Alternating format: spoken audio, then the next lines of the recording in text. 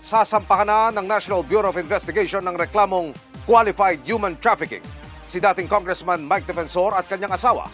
Kaugnayan ng isang sinalakay na KTV noong Abril, nakatutok si John Consulta.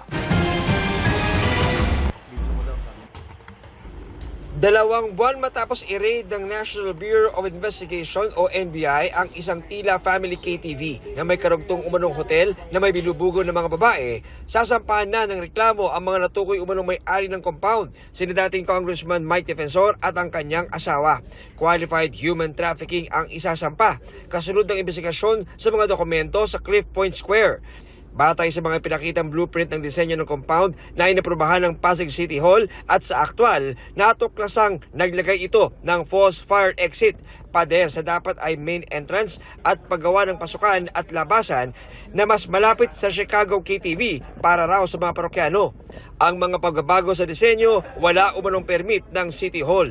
132 to 137, ayan o, Mike's office. Oh. Mike's office nakalagay. Yan na yung ginawa ng KTV yan.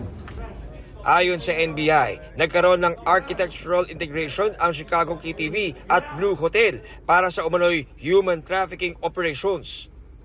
Alam lahat ni Mike Defensor yung nangyari, being the chairman of the company nung Cliff Point.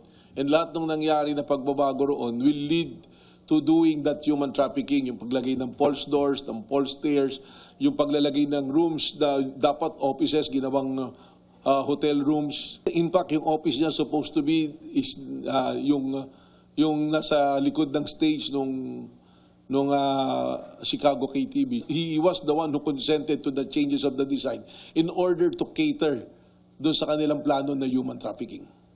Pero giit ni Defensor, panggigipit lang sa kanya ang anyay gawa-gawang paratang. Yung mga sinasabi ng struktura, paano mangyayari yung struktura?